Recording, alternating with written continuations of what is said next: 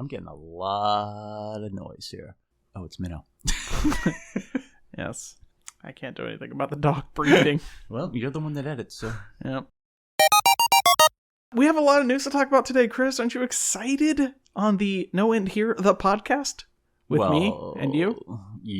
Spelljammer came out, so I know you're excited, and you'll do 90% of the talking for that, so I'm sure that excites you even more. Yes, I am excited. There's new Spelljammer. There's new Dragonlance.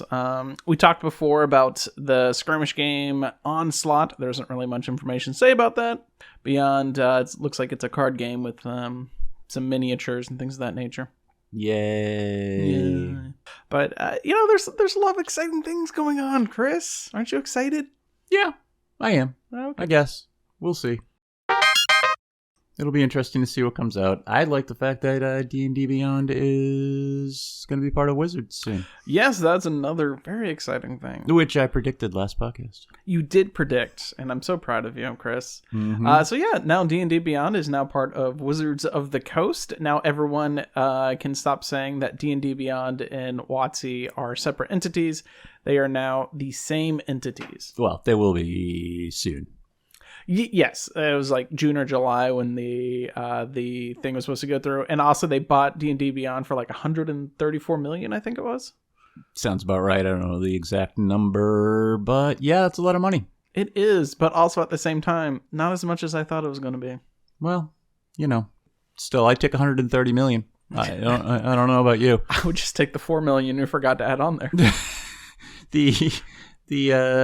I'm waiting for the flood of complaints when it actually happens and being like, why aren't we getting a hardcover when we buy it? Why don't we get access to all the books when we sign up for the membership? Well, that brings me to the question I was going to ask you, Chris, Mm-hmm. was, everyone complains, and, there is some reasoning, and also at the same time, there isn't any reason, kind of back and forth. People don't like to spend money, but hardcovers are currently $50 to $60 right now. Yep. And then DnDBeyond, it's anywhere from $20 to $30, depending on what's going on. Typically, it's going to be $30. So you're looking at, roughly $80 to $100 to buy the physical book and buy it on DnDBeyond without any discount kind of stuff. Correct. Which is quite a steep ticket to unlock game features and half-assed lore. Well, you can buy the bundle. We bought it on sale how much? Yes, you can buy the bundle. But what I'm saying is, it's quite a lot. So I understand people who are, like, this is too much to pay, I can't afford it, all that stuff. In which case, pick one. Or, WotC could put stickers or promo codes or something in their books, which I doubt is ever... That's never going to happen. Let me rephrase this. That's never going to happen with the currently released books. That's never going to happen for this iteration of 5e, in my opinion. Now, in 2024, when they come out with, like, D&D 50th edition anniversary 5.5, 6e, whatever you want to call it, 2024 edition. No one can see me rolling my eyes on a podcast. I would say if they're ever going to put in promo codes to get discounts on D&D Beyond in their hardcovers, it's going to be when they release the 2024 edition changes. If you don't see it there, then it's not going to happen. Well, I mean, you could also set it up as a tier where you have multiple, memberships and some ridiculously high yearly membership. You mean like D&D Insider? Yeah, but you get the books and you get the online. I don't know. I mean, Hasbro needs to keep making money. Yeah, Hasbro needs money. Not really. So I'm sure they're going to do it in many ways as they possibly can to make cash. But, they probably won't change anything. If I had to guess. Now they just make a little bit more because they aren't paying WotC whatever the product identity charges they have. Well, yeah, I guess the other thing too is that, so we're talking about the products. I'm curious to see what kind of changes they make on the back end. Maybe we'll finally be able to add in mundane, non-magical equipment into D&D Beyond. Nah. No. Or add in homebrew classes. Wouldn't that be fun? Oh, good Lord. Do you know how many homebrew classes, subclasses there are on D&D Beyond? Thousands and thousands? Yeah, there's something like hey, my Powder Mage pages. subclass is on there. Yeah. I'll leave a link for people to use if they want. There's 6,130 pages of monsters, and I think each page has, I don't know, 25, 20, something like that. It's 20 monsters per page in D&D. That's a shitload of monsters that people have created. I mean, that's just silly. That's silly. But hey, cool. I mean, that's more resources for people to look at. My problem with that is the fact that 90% of them are garbage. And not so much that the idea isn't good, but they don't follow any of the guides. Sort of like when I make stuff and you have to fix it. There's no guidelines that they follow. It's just they write shit down and make up rules however they want. The thing with 5e, Chris, is if you remember correctly, it's based off of the DM's fiat. And so, yeah, that's just what they're following. It's just how they feel. So, yeah, but you don't let me get away with it. No, I don't. Because I hold myself to a higher standard, which means I have to drag you behind me. Let's talk about the real news, Chris. No one cares about D&D Beyond, and it's old news, Chris. The hot, fresh news is Spelljammers and Dragonlance, but Spelljammers. Yeah, I was gonna say, are you gonna mention Dragonlance? And there's the mention. Yeah, Dragonlance is in there, but that's not the exciting part, Chris. What's exciting is the 3-book box set for Spelljammers. Hey, I'm being positive about this, even though it's only 3 64-page hard books, which means it's half the size of the player's handbook. Well, I'm trying to be positive about this, Chris. Are we going to have since we're currently playing Pathfinder 2 campaign, are you willing to go back to 5e to play? I have other groups than yours, Chris. You mean the ones you like better? I can't confirm or deny that on a public forum. So yes, okay. You can ask me after the. I see how you feel. The recording. Yeah. So what's involved in the Spelljammer box is being released on August 16th. It has 3 64-page hardcover books, a double-sided poster map of the Rock of Brawl, which is an asteroid city, and apparently in the astral plane, as opposed to where it's supposed to be in wild space. And there is I like how they call it, sturdy 4-panel Dungeon Master screen, designed with the books in this set. So I'm not entirely sure what new information they're going to put on the back of it. Maybe there's Spelljammer travel speeds they're going to include. So you have the Astral Adventurer's Guide, which is for players. And Dungeon Masters. Yeah. There's the ships. Booze Astral Menagerie. I just like the 60 spell-jamming friends and foes, including the first one is Space Clowns. Okay, I'm in. Well, there's also Murder Comets. Giant Space Hammers. I'm not saying that every idea Spelljammer has ever had is great, but it is fun. Yeah, well, I think. You had me at Space Clowns. They lost me at Space Clowns, but they got me back at Murder Comets. And then there's Light of Exarzus. Yeah, sure. If you just say it with confidence, Chris, everyone believes you. I've been living that theory my entire life, and my wife has called me out on it. So yes, the Light of Zarsis is a 64-page adventure for levels 5 to 8. Okay. So we were talking about this earlier. You like the fact that it's broken out into 3 books, not the fact that they're so short. You wish I'm sure you could deal with like a 300-page book. Your concern, one of the things you're curious about on why they did it, or no, we know why. You'll explain why you think they did it, or I don't know. Explain yourself. So the issue that I'm facing here, and I'm trying to keep a positive face on because everyone says I'm negative too much, is that the Astral Adventurer's Guide is 64 pages. For players and dungeon masters, that presents the astral plane as a campaign setting. In addition, it includes space-based character options, spells, and magic items, deck plans, and descriptions for spelljamming ships and more. Player options typically take up anywhere from like 30 pages to 100 pages. Yeah, well, maybe then... Which means... No, maybe... We're basically getting nothing. I think for lore. Maybe they're finally going to stop adding in 800 fucking useless tables so that, you don't have to worry about that. I mean, well, how about we don't have ideals, flaws, and I mean, It's a good jumping off point for people. I understand that, and I agree with you, but I think if you took that down, you'd eliminate out of your 60 pages about it doesn't 30 say backgrounds, Chris. Fair enough. Races for player characters. And a background typically only takes up 1 page. A subclass takes up about 2 pages. Okay, yeah, but how many backgrounds character are race there? can take up 2 pages. It's just, while I like more options, I would have preferred an entire book focused solely on lore. And unfortunately, we're not really going to get that because 5e has been very, very light on lore. They offer 2 sentences about a place and then they're done. The rest of it is up to the DM. Yeah, we've talked a lot about that in the deep dives when we get to 5e on the level of disappointment that we have when you get to 5e because 2e did a better job and they were more into the ecology and, the lifestyle of creatures. 3.5 really got into some good lore. 4e, they just, I don't know. They put in lore based on the creature.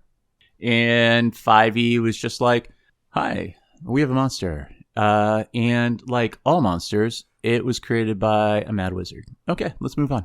Yeah, well, I mean, with 4e, yes, the monster manual is very, very light on lore, but they actually have dedicated lore books. Like, the Manual of the Planes is great. It's not, here's a bunch of different character options. Instead, it's, here are several chapters diving into the lore about this region. Here are several chapters about this. Here's a chapter about Sigil, so on and so forth. Now, they did have character option lore books, which it's like a in 4e or 3.5? In 4e. Oh, 4e had player options, heroes of the shadows, heroes of the Feywild, and heroes of the elemental something. And so it was probably like elemental chaos. Yeah. But and that was only like 25 pages of lore, and then the rest of it was character options. But it also specified player options. So, you're not really expecting a huge amount of lore dump there. True. All right, so let's start with, it says right here, backgrounds and races. So, what player races? I mean, you don't... Well, it's obviously GIF, because they've shown that off a bunch. Space hell Hippel. yeah. I'm playing... actually, they've already gone over what the new races are. Oh, where? It was a video, but it was Plasmoids, GIF, the Thrykeen, which are the 4-armed insect creatures in the monster manual. Actually, I thought they were originally from Dead Suns. Or not Dead Sun. Dark Sun. Dark Sun, that's it. They may be. Did we do a deep dive on them? We haven't yet, though we should add them to the list. Yeah, we can do that. Yeah, okay, so that's what, 4? Oh, there's also the Gnome Clockwork constructs that you can play as. And then there's one more alien kind of thing. I can't remember what it's called, though. Okay. And you could probably play a Gith. They're in Spelljammer, right? Yep, yeah. But it already exists, so... Well, it exists as UA. Yeah. Well, hang on. Does it? I'm pretty sure. Let's see. Give me a second. Anyways, so, yeah, you've got that. I think there's 2 or 3 subclasses that have been shown off. Okay. No, if you go under races, Gith is actually in Mordenkainen's. Oh. So... As a monster to fight, not as a playable race. It's listed under races, which I would assume mean you can play it. I could be wrong, but all of the races in here are playable races, as far as I know. It's not popping up when I go to DnDBeyond /races and look up GIF. Gith. Oh, Gith, Gith. Yes. That was already right. Well, technically. Yeah, they were already playable things. And technically, they don't belong in Spelljammers. Well, the Githyanki kind of show up as, like, crazy people. Yeah. As the Gith pirate from 2e. Mm-hmm.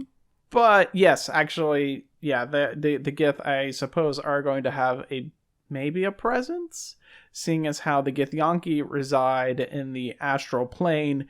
And it seems like Spelljammer is doing... I can't tell if they're doing the astral plane or the wild space or maybe both. So when Spelljammers first came out in 2nd edition, Spelljammer took place solely and entirely in what's known as wild space, which is the area in between the planets of all the different worlds. So there was like the Greyhawk sphere, then there's the Forgotten Realm sphere. There would obviously be like an Eberron sphere out there, and each planet, solar system basically, was contained within a massive crystal sphere. And then in between the crystal spheres was just phlogiston streams that you would sail your ships across and try and reach to the other crystal spheres. But it would, like, you're looking at like months of travel to get to another crystal sphere. Whereas like within the crystal sphere, you know, to get from like the central planet to the outer shell of the crystal sphere, then you're looking at maybe a week or so of travel, if that. That's why you had badass ships. Yes, that's why you had Spelljammers that could travel at, I think it was like 40 million miles an hour. But unless they got somewhere where there's a large object, like an asteroid, a moon, a comet, another Spelljammer, in which case it would immediately stop from 40 million miles an hour to like, only like, I want to say like 5,000 or 4,000 miles. Or it would drop even lower than that, depending on like the size of the thing and what the pilot was up to. And so then you're only flying at like speeds of 300 feet around. And people didn't just go flying off their ship. How? That's called magic, Chris. You might have heard of it. Mm-hmm.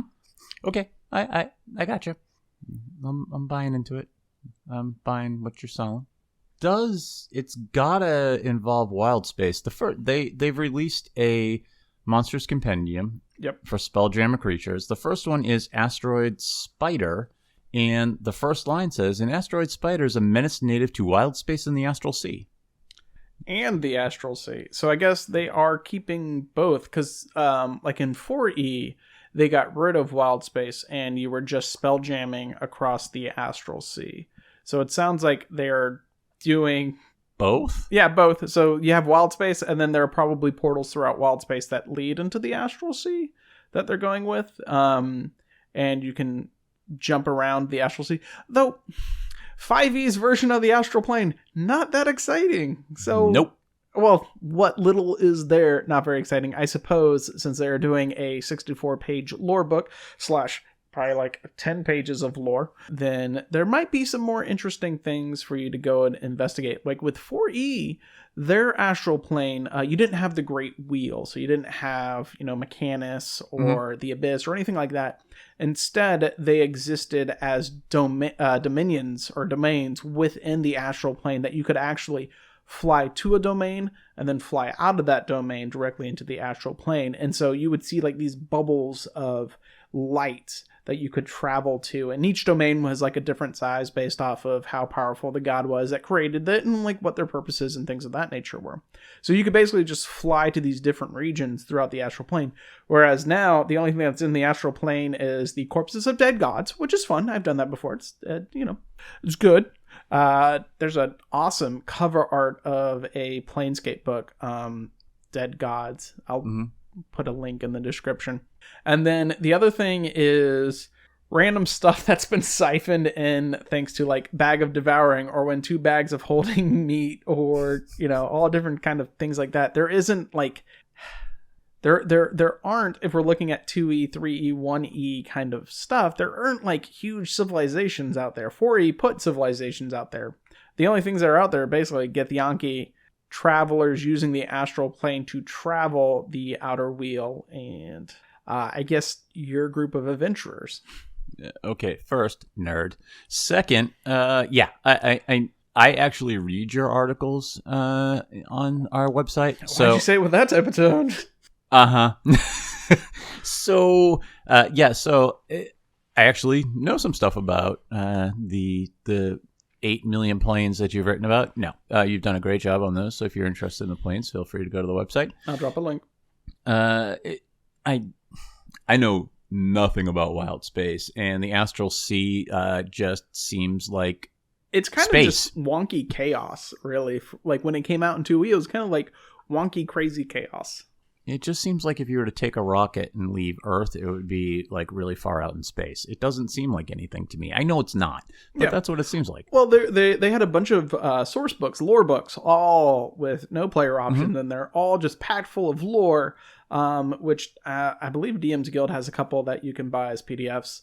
But there was like one about the Astromundi Cluster, which was like this huge asteroid field filled with all sorts of nonsense that you could do. There's the Rock of Brawl, which they've already touched on, which is like this massive city. There's the creators of the Spelljammers, who I can't remember their name off the top of my head. It's something stupid. I'm sure it'll come to me eventually. And, you know, like there's a lot that they put out there because they had lore books to put things out there and to help flesh out ideas and stories instead of maybe 30 pages that they're also sharing with deck plans to build Spelljammers. What edition were the? I mean, that would be all second edition. Okay. Third edition had a couple of... second edition where they were just writing books to make money. Second edition did a lot of fun things. Yeah, you know, we've touched on that before, but more books, more money. Speaking of weird second edition things, I need to check out Birthright. I hear a lot of great things about how great Birthright as a campaign setting was. What is Birthright? I think you play as people who are trying to, do stuff. One sec. You take on divinely empowered rulers with emphasis on political rulership level of gameplay. It revolves around the concept of bloodlines, divine power gained by heroes and passed to their descendants. And so apparently it's great if you want to do kind of more like kingdom building or things of that nature. Because it's built with that idea in mind. Back to Spelljammer. Yeah, Spelljammer. We're probably never going to get a Birthright, guys. Any Birthright holders out there, just give up. Yeah, Dark Sun. Or if you want Greyhawk, you're never going to get Greyhawk. You'll never get Greyhawk. Or Dark Sun. I know, that makes me sad. Spelljammer. So the books, wow, we've spent a lot of time just talking about your trying to stay positive about the books. Yeah, well, I mean, the books are going to be great. I hope. I don't know. It'll be fine. Now I just realized that Jeff Grubb, the creator of Spelljammer, has not been contacted at all about it, which, I mean, that's fine. He put the original ideas out there. People are free to pontificate on what he's put out there. I feel like at least it'd be nice to at least have his name in like the Spelljammer credits, like just to make grognards and weirdos like me like happy. I'm kind of surprised that he was never contacted about it, even as just like a, hey, we're going to do this thing. Go for it. I mean, Keith Baker was contacted about Eberron, and that's his baby. You know, this is Jeff Grubb's baby, and so it's kind of surprising. Well, maybe I don't know. Maybe they read some of his novels and decided, oh, God, because he wrote 3 novels, and he's had a variety of articles in Dragon. He's also done a lot of Manual of the Plains stuff, so, I mean, I feel like he's a kindred spirit to me, Chris. Unless he turns out to be a horrible human being, in which case I have nothing in common with him. Yeah, okay. Good. I'm just future-proofing myself. Good to know. Yeah, you never know nowadays. So, and just so I was looking at something, the top speed of a Spelljammer ship is 100 million miles per hour. However, they cannot exist in the vicinity of a gravity plane, which obviously the big-ass things you were talking about. Yeah. And it just says slower speeds, which, yeah, again, I'm not sure how you just don't fly off into space, but again, there's magic. Yeah, it's called magic. And seatbelts. Yeah, I'll buy into that. So, all right, so you got your 3 books. What are you most excited about to see in Spelljammer? All right, I know you wish there was more lore, and I bet you that if it takes off... You want me to, like, pick something specific? Well... Like a monster or like a piece of lore? No, I mean, I think Spelljammer is going to explode when it comes out and be very popular, and I think so. At that point... it's weird and wacky, and I think people can be excited by it. Like, it doesn't take itself seriously. I mean, we can look at one of our deep dives we just did recently with giant space hamsters. And, of course, 5e did, like, a throwaway joke where they talked, miniature giant space hamster and Dungeon of the Mad Mage. That's fine, whatever. That's not the weird part. The weird part is giant space hamsters were purposefully designed to be massive creatures to run along inside of gnome spelljammers, massive cogs that have massive rubber bands attached to them, and they have to wind up the rubber bands in order for the spelljammers to work. Like, that's like the weird off the wall kind of nonsense within spelljammers, and it's just like, that's great. That is fun. That's exciting. I want to run a campaign in that. I don't want it to be like my full, like, I can't imagine doing like multiple 1 to level 20 like campaigns within Spelljammers, just because, I mean, once you start getting used to the wacky and stuff, it's just kind of becomes mundane. But for like a couple of sessions here, a fun little campaign sprint there, like it's a very exciting kind of place to explore. Well, I mean, first, obviously the Space Hamster is... Yeah, people love it because that was the tease, and everyone thought it was a joke because it was on April Fool's Day, and you had the clip of a little hamster floating in a circle. I feel so much better about that Spelljammer is actual thing, because for a while I was like, they're just being assholes. Yeah, and to your point, it doesn't take itself seriously. It was on April Fool's, so it was kind of like their joke that they turned into something real, which is fantastic. I feel like they should have released news about Spelljammers or like leaked something out like 2 or 3 days after April Fool's, because it took them about 2 weeks before they did it. Which at that point it's like, well, now I don't feel like you're actually making a joke. Now it just seems like you're being assholes. Well, no, there was somebody sitting at at their desk, their feet on it, and just hanging out, being like, how long are we gonna fuck with people? All right, let's go. Go ahead and announce it. Yeah. The other thing that you can hold out hope for is the fact that they've already released a monster compendium. Mm-hmm. And yeah, there's like it's 10 monsters. 10 monsters. But that's a good sign that they're thinking ahead. Maybe. And the compendiums, I mean, it just shows all the monsters that'll be in the 64-page book. Right. But, they could end up saying, okay, a lot of times when you have the compendium, it could roll into a specific monster manual. You never know. We may get another monster manual. I mean, Jesus, look at 3.5. I mean, there was a freaking compendium for everything. Yeah. Well, no, and you're thinking 2E. You're thinking of 2E. Yeah. And monstrous compendiums for everything. Good Lord. I mean, they weren't small. No, and they each had about 40 to 50 monsters, I think, inside of each of them. So I think that it's going to be extremely popular, and I think they're going to build off of it. And, you could get a Mordecaiden's or a Tasha's specifically for that. You know what? I hope you're right, Chris. Positivity. Or this is just a one and done, and we're done with Spelljammers. I don't know. Try to think positive. Well. Speaking of Spelljammers, Chris, the other thing that got announced at the same time as Spelljammers is Dragonlance.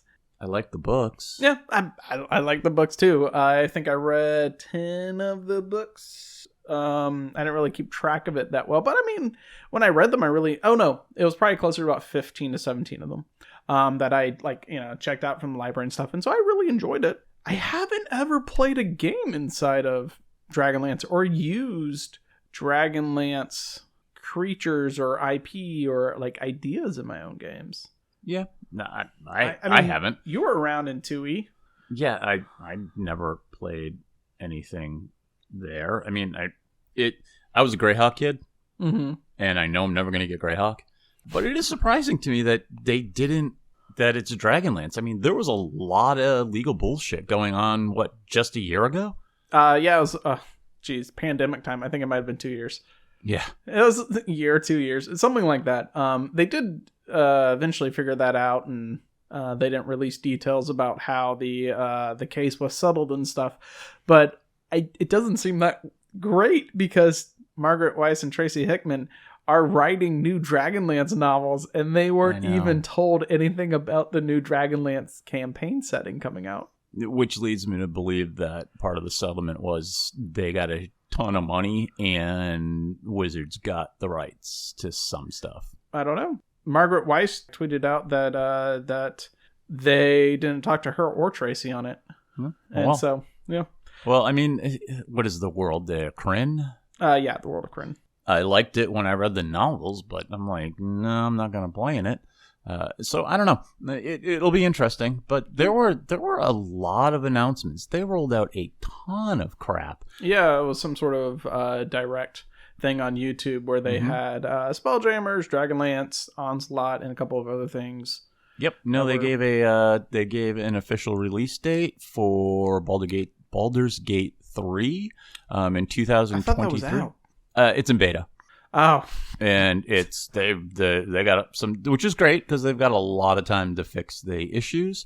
They talked a little bit about the next upcoming book, which is Journeys to the Radiant Citadel. Yep. That'll be about the ethereal plane. I don't know. Hey, we're getting Planescape stuff, Chris, and I'm excited for it. Yeah. We gotta go. I mean, I'm trying to be positive, Chris. It's interesting that the Radiant Citadel is going to be 13 different adventures. Not so really lore. They're doing mini adventures, and each one is by a separate author. Yep. And it is each one of the authors. There's no white guys, basically, right? Yeah, it's written by people of color. Okay. And each one, so it's kind of like a reimagining, perhaps, what the ethereal plane could be or is. It's kind of interesting there. We talked before about it, and so there isn't a huge amount of new news that's been released about it beyond, right. It's still coming. Yeah, and the Dungeons & Dragons movie got kind of a title, Honor Among Thieves. That was it. God. March 3rd, 2023. I'll be taking you for your birthday. Oh, I'm so excited. Sword Coast region of Forgotten Realms. I don't like popcorn, so you get to save $30 on buying popcorn. Whatever. They have bags of Swedish fish, so you'll be all over that. Yes. They've mentioned the word Forgotten Realms multiple times talking about this movie. Yep. So we at least know it's set in the Forgotten Realms Sword Coast area, because they're not going to set anywhere else except the Sword Coast, because there is nothing else in Forgotten Realms except Sword Coast, right? Well, there is. I just don't know what it is. Just Sword Coast, Chris. Don't be ridiculous. Okay. I am really hoping that there is an uncredited cameo by, we love him, we miss him, Jeremy Irons. Yes. Jeremy Irons. Eat all of the scene, put it in your mouth, and then act. Yes. Actually, we should see if we want to make sure Jeremy Irons is in it. We need to go break something in his castle real quick. Yeah, his real life castle. Hashtag bring back Jeremy. Okay. Chris, today we wanted to talk a little bit about our deep dives. We've done 89 deep dives by the time this show goes out, which is, it's not all been focused on monsters. Some of them have been about spells, our character classes, Raven Queen, Orcus, all that fun stuff. And there's a lot of interesting kind of lore that's both fun or is awful and is terrible, and I never want to think about it again. And so I thought we could talk about that a little bit today. And, it's always fun to share ideas from past editions to kind of help people give better ideas as to their own monsters or how they want their own world to represent. Lore, all monsters created by evil wizards, evil or insane wizards. Nailed it. Okay, what's next? All right, thank you for that, Chris. How about I go ahead and start? One of my favorite bits of lore that lives in my head rent-free is that in the first edition, aboleths were not magic-based. Instead, they used science, and they hated magic at all costs. And so everything they did was based off of science. And so they had scientists as their, the evil aboleth people. And they would create weapons and things of that nature. And specifically go after people who could cast spells. And that's just one of my favorite little bits about aboleths. Of course, the next edition, that was gone completely and all my aboleth scientists disappeared.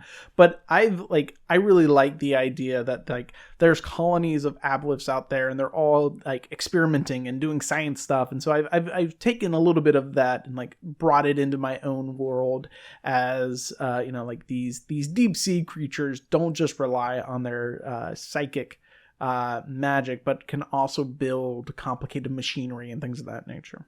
Okay. Yeah, I like talking about lore, but man, as I look through these, the art is just fantastically horrible. Wait, which art for what? Everything. I'm looking at Gibbering Mouther at the moment. There is no pleasing him. Good God. No, it's horrifyingly amazing. Not even saying it's so bad it's good covers some of the art that's in here. I mean, it is terrifyingly phenomenal. Okay, so Abolus, you've always loved the creatures. Yeah, they're weird. They're great. Fun. Hey, look at this. I was looking at Gibbering Mouthers still, and unsurprisingly, Gibbering Mouthers are not natural creatures, but rather created by evil wizards and cults. Okay, there we go. Your turn. Oh, okay. Well, I can go up to the next one. The Demogorgon, funnily enough, in the Beckme Immortal Rules box set released in 1986 for basic Dungeons and Dragons. For whatever reason, Demogorgon in that single book, that single edition, is described as female. Really? Yep. I'll read the text. Demogorgon can automatically take control of a maximum of 150 hit dice of undead of any type if she is within 120 feet of them. However, she can only maintain control to a maximum range of 500 miles, blah, blah, blah. And that 500 miles, okay. And that is the only spot, I believe, where it talks about her being female. Well, I mean, there's like other areas throughout it, but like this is the only book where it specifically uses she, her when referring to Demogorgon. Yeah, I didn't know that. That's kind of cool. Yes. And that was, what, second edition you said? No, this is 1986, so this would have still been first edition. Oh, wow. Just going into second edition. But yeah, so her titles are The Child, Bane of Souls, The Lizard King, and The Dark Lady. I'm amazed. That's fantastic considering how incredibly sexist they were in 1E. They give something other than, like a nymph or a siren that have to be female based on the lore. All right, that's kind of cool. Yeah, her normal form is an 18-foot tall reptilian monster with 2 monkey heads atop sinewy necks, 2 great tentacles in place of arms, and a forked tail. Cute. Okay, that sounds terrifying. That's horrible.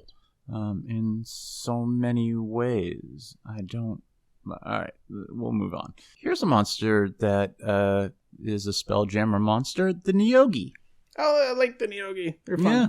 So maybe those will appear in your least favorite, or most favorite then? They showed up in Volo's Guide to Monsters. They did, but I mean, aren't they native to Spelljammer? Yes, they are. Okay, so, they could make a comeback, or they could... Yeah, they might show up in Spelljammers, which would be cool. Yeah, no, comeback is, I hope there's a playable race.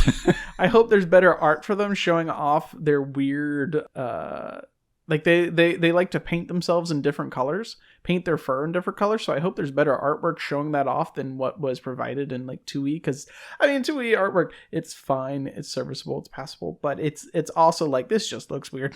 Yeah, no, although there is some really cool art on it's small and it's not very detailed, but the ships you can have, that gives you a good idea of how totally bizarre it is. Now, they're going to have to take...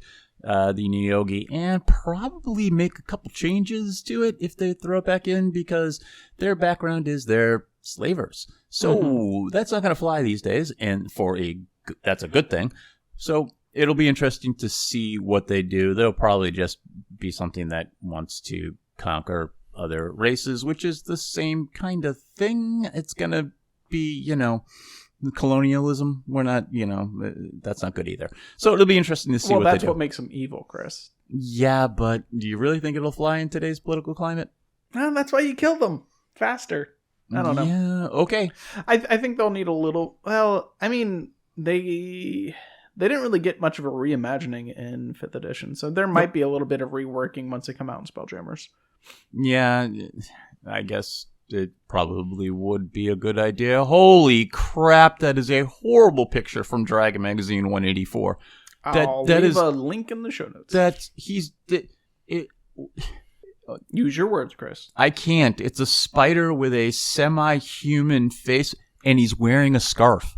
Why he's wearing a scarf, I don't know, but he's wearing a scarf. He feels pretty. Oh boy, that's horrible. Let's move on, because I can't look at that anymore. Oh, he just wants you to come over, sit in his lap, and he'll tell you a story.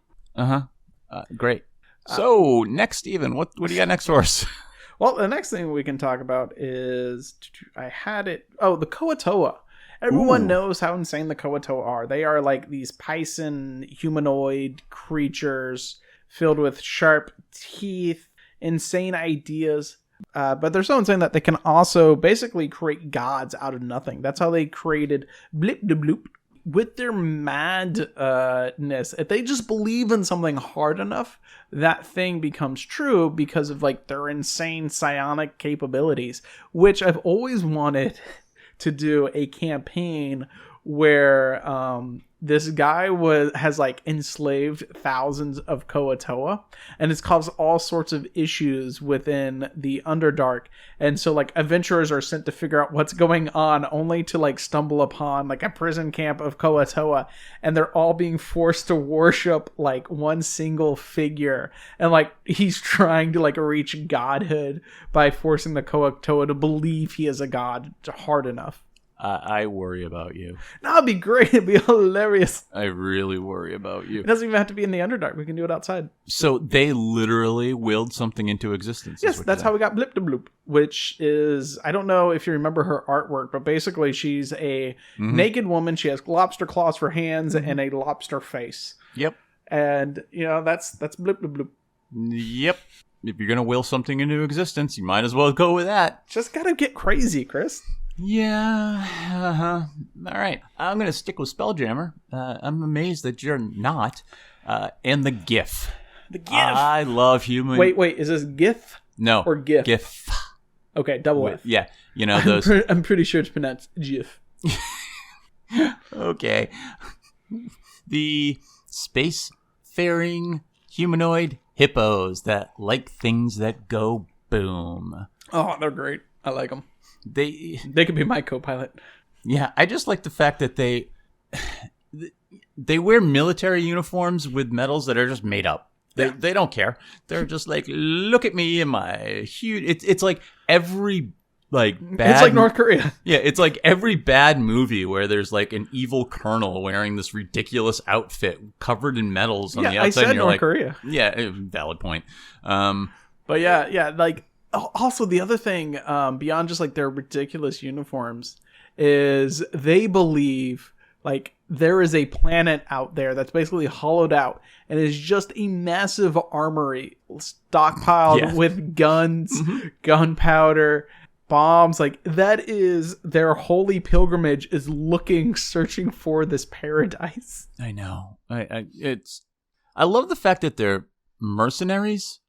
And that, you can hire, you need stuff blown up, find yourself a GIF. I mean, they'll bring all their gunpowder and lob it into battle, unless they are hired and they have to fight against another platoon of GIF, and then they won't do it. So what they do is both groups quit, they hang out and get drunk all day, and then they leave. Yeah, well, they had to figure out first who is the better GIF, who's in charge here. Yeah, and then they leave. Yeah, they fight.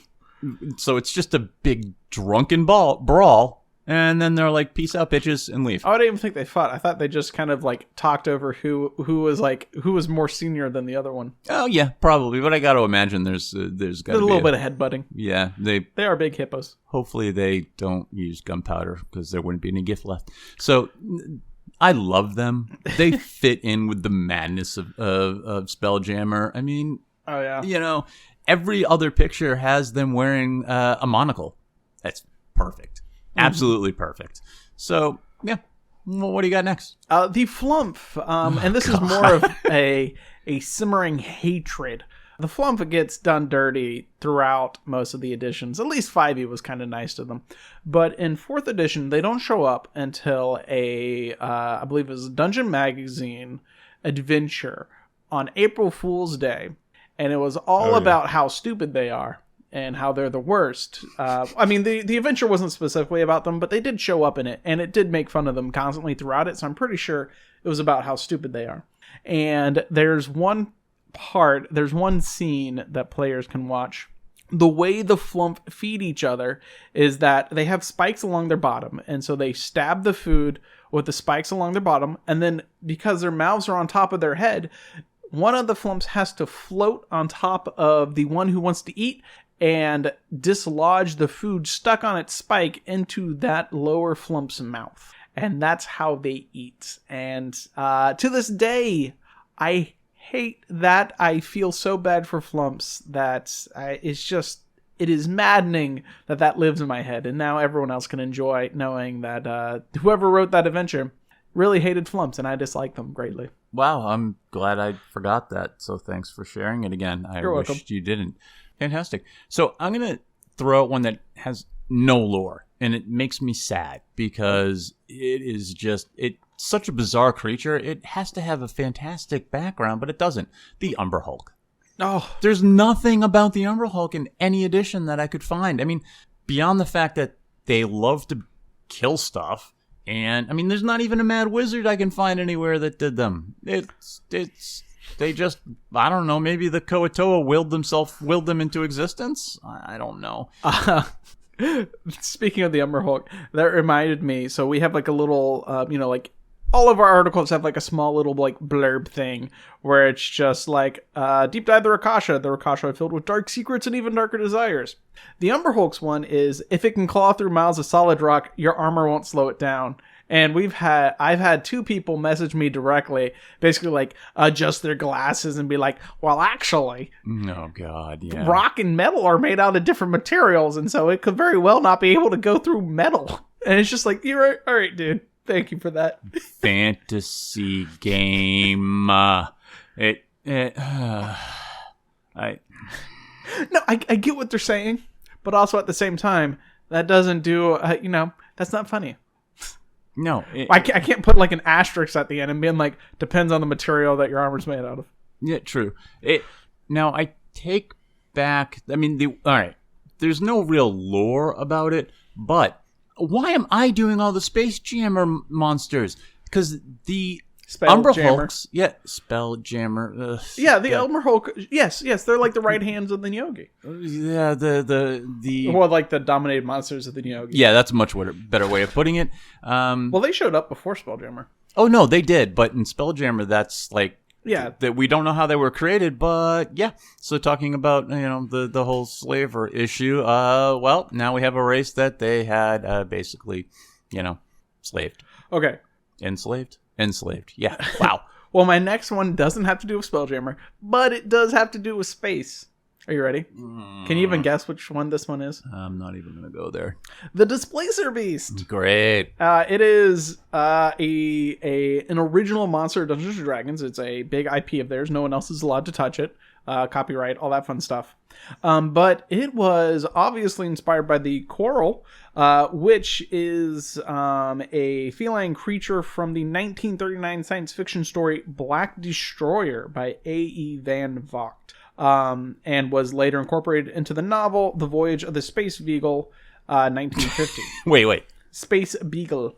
I think the ship's name was Beagle. And so... Okay. Yeah, so the Displacer Beast is like a big cat with like tentacles coming off of it, and what's kind of cool to me is like you can see like this progression of people inspiring other people who are then inspired by this other thing they saw, and they might never have read like the original source material. And so I really like the idea that the Displacer Beast is actually some sort of space alien entity whose like race somehow came up with space travel, and now they just go to like different worlds to hunt people down. Unfortunately, throughout the editions, they kind of got stupider and stupider, and now I think they're like some sort of Feywild creature. But I like the idea that they're like aliens. Yeah, that's my preferred take on them. And, to your point, that's the reason we do the deep dives, so we can tell people all about the weird crap that has gone into... And then I have more ideas for monsters. Yeah, great. Yeah, and don't think, we don't know that every time we do one of these, you let me forget about it, and then about, 2 deep dives later, it appears, and I'm like racking my brain. I'm like, fuck, I can't remember anything about this monster. And then I think it has a weakness to dying. Yeah. No, that's us. Yeah. So, all right, I've got one or two more. Okay. And again, this is one that I'm not sure too much about the lore. I just love the pictures on it. The Grell, giant floating brain with beak and tentacles. That was going to be one of my things. So they're fantastic. Again, fantastically horrible as far as art. I love it so much. Who the hell comes up with these things? I mean, how much acid do you have to drop to be able to come up with a giant brain that has the beak of a vulture and two eyes that are basically set on the back of the beak? And then it has a bunch of floating tentacles that have barbs on the end of them. Well, in 2E, they also have like the little rooster mohawk thing going on. Oh, yeah, that's true. That's very true. And I like the tentacles carrying some sort of rod or lightning lance. I'm sorry, it's carrying a lightning lance. I was going to do the Grell until he kept getting on me about Spelljammer and how I haven't done any Spelljammers. Because the Grell do show up in Spelljammer and they have lightning lances that they shoot lightning out of, which is fun. Gotcha. So, well, you saved me from doing that, and you made it so that I'm not doing a Spelljammer next, Chris. Mm-hmm. Instead, I think your love of the Spelljammer is a lie. I'm going to talk about the owlbear, everyone's favorite owlbear. I'll also leave a link to create an owlbear, a little bit of homebrew that I made up, or build an owlbear, just because I think it's really fun, and it has to do with what I'm about to say. It was 2E, I believe, there were different versions of owlbears out there that were just horrifying. My favorite version is the one that has wings. Yeah. And it soars through the sky. And then you never know if it's about to descend upon you, break your neck as it just barrel rolls into you and flies away with you. So the owl part of the owlbear got a little love. Yeah. Yeah. So it also the artwork is just awful. If you look at the second edition from dungeon number 63, that owlbear is just gross. Yeah. No, I mean, you took way too long to sum it up because I can sum up the owlbear. Created by Mad Wizard. There you go. Done. Got it. Nailed it. I mean, Christ, who comes up with this stuff? What? I mean, let's shove an owl and a bear together? Well, I mean, this one, to be fair, was based off of a toy figurine that Gygax, or no, it wasn't a Gygax that found it. It was Gygax that found it and brought it to. It was a whole bunch of little toy figures. The Rust Monster was in there. Oh, that's right. Yeah. There were a couple other ones that were in there. Yeah, and then Tony Dieterlisi, who whatever. I think Tony D. Yeah, he took some pictures of it, and I'll throw a link to all these monsters we're talking about, and you can see the toy figurine that inspired the owlbear. Yeah, there's been a lot of talk on where the toy figure. Nobody knows where the toy figures came from because China. Right, but there was similar toys made for Ultraman, and I literally watched every episode of Ultraman to see if I could find it. They're just toy figurine rejects that another company bought. Yep, and we're like, we can make toys out of this awful mold. Yellow thing. Yeah, okay, great. So you got one more, Chris. Well, I didn't really. Or you get two more. Your choice, because I got two more. Okay, great.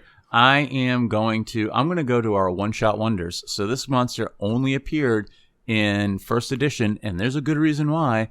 The Terrafig. Am I saying that right? I can't even know. The Terrafig? Yeah. I don't know how you're supposed to pronounce it. Yeah, so 7 foot tall, albino, naked creature that has 3 legs, 2 of which are end in stumps. One has a weird foot. 3 arms, 2 of which, the normal 2 arms that we have, end in kind of spear-like. Yeah, it's 3 claws. Oh yeah, but the 3rd arm sticks out of the middle of its chest with 3 fingers, and it has 3 heads. The 2 on the sides are void of any features, and then the middle one doesn't have a mouth, but has all the other eyes, ears, nose. And it doesn't really even have lore explaining what it does or how it exists where in it the came from, and it doesn't do much. It's a blank canvas for people to gaze upon. I don't know what to say about this. It's except a monster that it's to be killed. It's awesome. It is so. It's one of those. It's so bad. It's amazing. I disagree on the awesome part. No. It freaks me out. Yeah, exactly. I don't want it to touch me. It's like if you look at it long enough, you are totally going to have some serious nightmares. It's the blank faces that really freak me out. I think it's its entire body that freaks me out. Okay. Oh, yeah. And my favorite part about it, the only thing it eats? Rotting flesh. Not flesh. Most monsters that we talk about want to eat the flesh from your bones. Now, this one kills you, waits 3 weeks till the maggots are crawling through your dead body, and then will devour you. Good times. Gross. All right. So the next one is something that I hate. Sort of. I don't know. I go back and forth about this. It's the Kenku, the poor, defenseless Kenku. It begins as a creature cursed to just be, you're just like an Aarakocra, except you're more bird-like. You can still fly, all that things. No, you couldn't really fly. No, they were cursed to not be able to fly, but they could still talk. And then 5e suddenly changes. No, you can't talk at all. It frustrates me. Yeah, and they're a player class. You can't talk. I mean, you're like... Yeah, and you could use the third person, be like, all right, so Kenku makes a bunch of sounds. Basically, he wants to mug this person and steal their gem. And it's great. But the issue is, I've had several people in AL play Kenku, and either they get frustrated and are just like, I'm going to bring a new character because I'm tired of this. Right. Because, it's a gimmick. They can't talk. They can only mimic sounds. It becomes a gimmick. And then I've had other people where they want to spend 10 minutes not explaining anything in third person and just first person, just flip through a bunch of different voices or sound effects that they have and try to explain that to the rest of the table. And it's dude, shut up. Yeah, no. Just tell us what you want.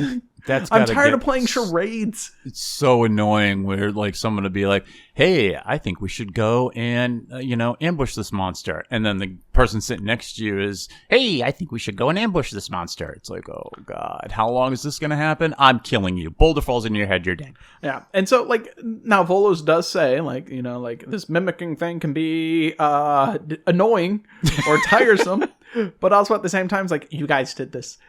There was no reason for this. You just did it.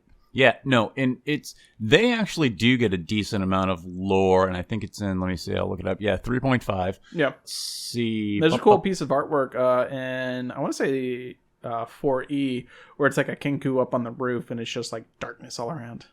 Yeah. Yeah, let's see, they pissed off a god, like you do. And they had a plague. The bird flu, the avian flu, whatever you want to call it.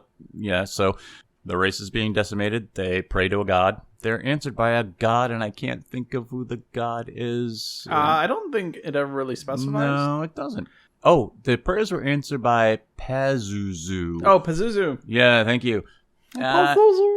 Yeah, and they said, okay, yeah, we'll worship you, and blah, blah, blah. And then, I guess, the words that we used are, being the greedy, self-centered birds they are, okay, so they fucked themselves. And now the guy didn't take the betrayal well, killed most of them, and the ones that left, he decided to say, great, you can't fly now.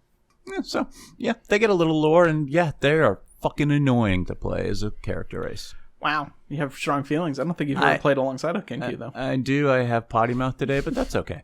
You'll. Do you steer away, because you've ran games for children and stuff? Do you steer them away from the Kenku? Yeah, they're children, so most of them either want to play a monk because they think they're a ninja, or they want to play a barbarian because they get to hit a lot of things. All right, one more. Sure, I got one more. If you got one more.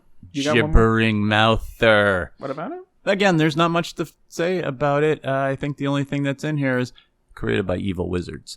But the pictures are freaking awesome. Dude, there's not enough acid. Gibbering mouther? I don't know. Did we? There's not enough acid. This is the second time you're talking about Yes, there's not enough acid in the world to come up with this thing. I'm doing it again. Just like you want to do a second article on the Kobold, the Kobold 2, Electric Boogaloo. I think we could do more for the Kobold. We do. Hey, I can't believe... Are you going to talk about the Kobold?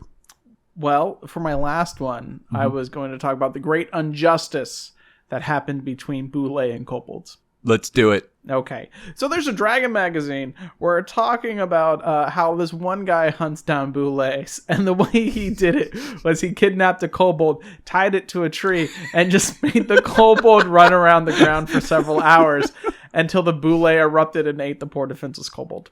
And that's how he hunted Boulets, because like when it erupted out of the ground, he shot at it from his perch up in the tree. I feel like we have a good use for kobolds. That's rude. Yeah, well, that's my most hated piece of lore I've ever read. And I think it's perfect. No, it's awful. That poor kobold. You can play them as a character race, and one of their innate abilities is beg, grovel, and whatever. That's fine. What? Plus, I don't like the fact that you can have a character that has sunlight sensitivity. That makes no sense. So, Chris Elliott and Richard Edwards in Dragon number 74, June 1983. You might be dead now, but if you aren't, you are on my shit list. Oh, okay. They Yeah. were They're authors. Yeah, okay. Well, hopefully they don't listen to this podcast. Otherwise, they're going to be pissed off. All right, so there we go. I think the gibbering mouther did deserve to be mentioned twice. I don't think so. The pictures are so good. I think you're running out of ideas. They're so good. No, I was going to do, what was the other one I was going to do? Go for it. Do it. Are you sure? Yeah, you already did the gibbering mouther twice. Oh, great. The Chul. The Chul? Oh, I like Chuls. Giant lobster monsters. Mm-hmm. I mean, that's fantastic. Except they're not just giant lobster monsters. They are part lizard. Mm-hmm. And they're part, and I forgot what the other part is, and I'm a horrible, horrible person for doing that. But guess how they were created? Oh, yeah, it's insect. I want to say yes. praying mantis. You know how they were created? Evil wizard. Evil wizards. Well, genetic experiments by evil wizards. The thing I like about the Chul was, I think it was 3E, there was an adventure where you could go to like an old island where they were like the rulers, or like they were the guardians of the island, and the evil wizard that created them gave them like ultimate authority. But when the evil wizard died, like all authority on the island was lost. And I've always liked that for their lore. That's fun. Oh, that's fantastic. In Dragon 330, the ecology of the Chul. Yeah, Mad Wizard. It was the Archmage Kleptis. Yeah, and he just decided that, you know what would be fun? I'm going to use arcane magic and slam together a lizard, an insect, and a lobster. One of my favorite things about it is when they're described in, I think it's 1E or 2E, the lobster claw, it literally says, if you are, like I think it might be a critical hit or something, it will cut your head clean off. Fantastic. Can you come back from that? Maybe. Okay. Do you think when he was smashing those creatures together that he said, now Keith? I hope not. Oh, boy. Like I said, I worry about you. All right. All right, well, there we have it. Well, thank you for joining us for another episode of the No Int Here, the podcast with Chris and me, Steven. Yay. If you're interested in supporting us, you can join us on patreon.com/dumpstat, or you can follow us on Twitter at Twitter/stat_dump.